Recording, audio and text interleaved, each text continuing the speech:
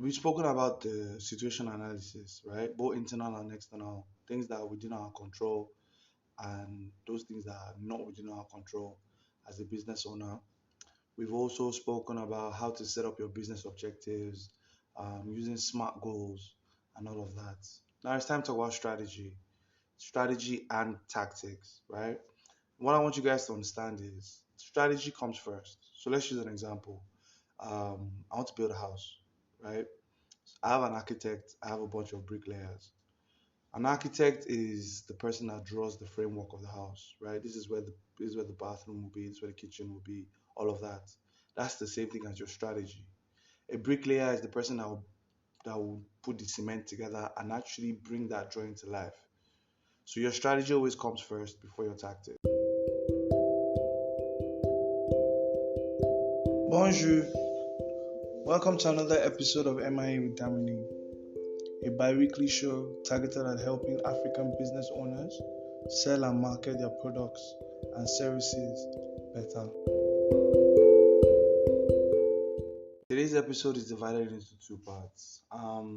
One part is all about strategy.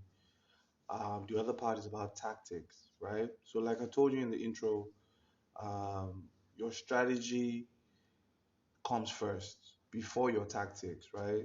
Again, using the example of an architect and a bricklayer. An architect draws the framework of the house while the bricklayer brings that framework to life, okay? I have an initial episode. I think my first episode on my podcast was all about strategy.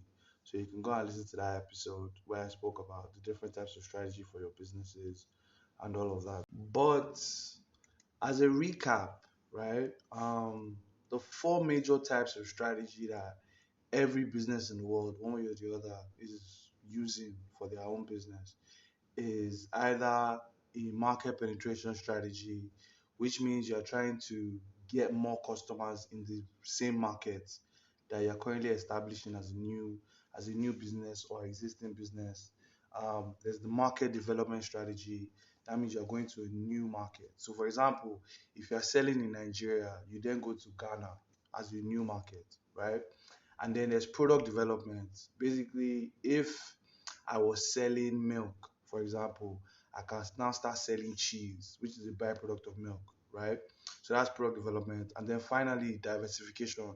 Just like Dangote, from cement, I can start selling pasta, sugar, all of that. So that's just a recap on the different types of strategy. So now we understand the different types of strategy.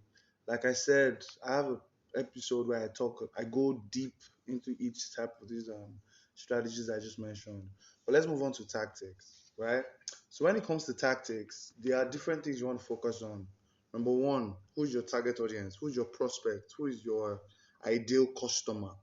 Okay? When you understand who your ideal customer is, you can then tailor the message that would make them react in a positive way towards your business.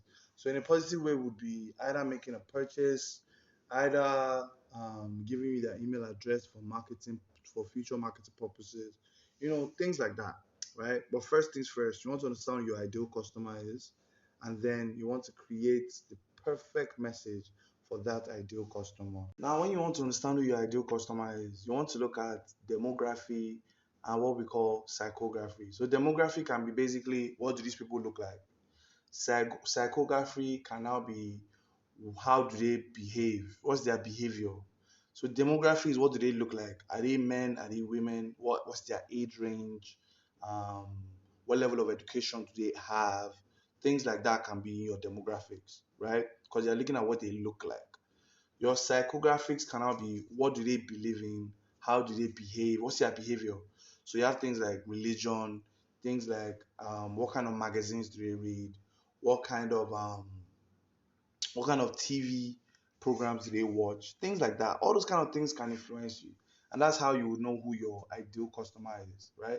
There are other things you can add to the mix, but that's your major focus. Now you understand what your ideal customer looks like, right? You also understand how they behave.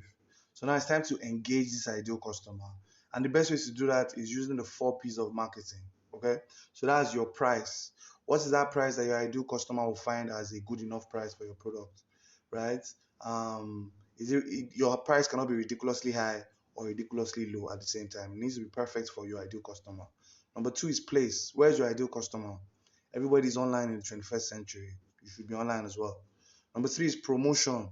Where would your ideal customer see your product and see your promotion? So things like adverts, all of that. Well, if you are not a small or medium scale business owner, you can do billboards, you can do all of that. But most times, I always advise online. Number four is products. The product itself needs to be something that your ideal customer wants or at least needs. Is that you're selling a want or a need?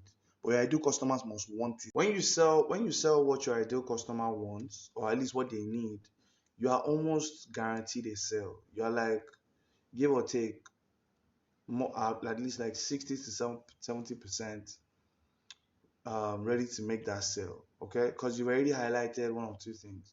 Either they want something from a passion point, or they want something or need something from a pain point. Depends on what the solution you are bringing to the table. Most times they say that the best things to offer as solutions are pain point solutions, because a lot of people, when you're in pain, you literally can spend any amount of money to get rid of that pain, right? So you always advise to sell pain point solutions if you can or if you want to. It's always a thing of choice, to be honest. But yeah, so yeah, we understand how excuse me, we understand how our ideal customer behaves. We understand what they look like as well. We have our 4 P's of marketing. We've created a price for our products. We know where to go and put it as regards placement. We know how to promote it. Now for promotion, one thing I didn't mention was you want to have different type of offers. So buy one get one free, buy two get one free, 50% off, free delivery. All those things are your promotions, right? And depending on what you offer or what you sell, there are different types of promotions you can create. So if you're in the service business, you can say, um, let me look for an example.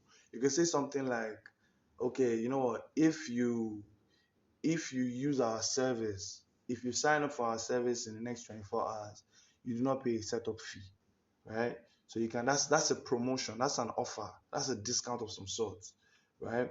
If it's product, you can say buy two get one free, buy one get one free, free delivery within a certain area or a certain continent, things like that, right? What you want to do is just make sure that it's a perfect mix for what your ideal customer is willing to pay for. Okay, you don't want to create an offer or a promo where it's too cheap. Yeah, it can actually be cheap, guys.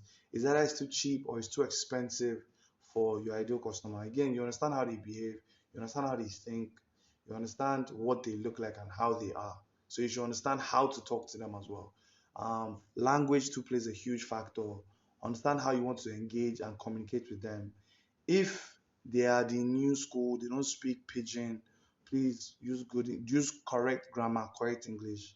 If they are the young school, they don't mind, speaking pidgin, they don't mind, relaxing, things like that. You want to use that kind of grammar as well, right?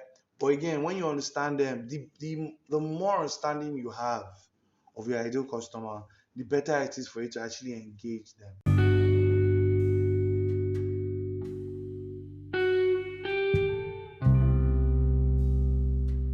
And that's a wrap for today, guys. Thank you so much for listening to another episode on the MIA with Damini podcast. As you well know, this podcast is sponsored by Oja Digital, a digital agency targeted at making marketing simple and productive for business owners. If you have any questions as regards, business development, marketing tips, all of that, or you even have comments, right? If you want to be part of the podcast as well, feel free to give me a shout out. Feel free to send me a message on TikTok, on Instagram, at damini.williams, right? So this is me saying goodbye. See you on the next episode, or hear you and hear me, I guess, on the next episode.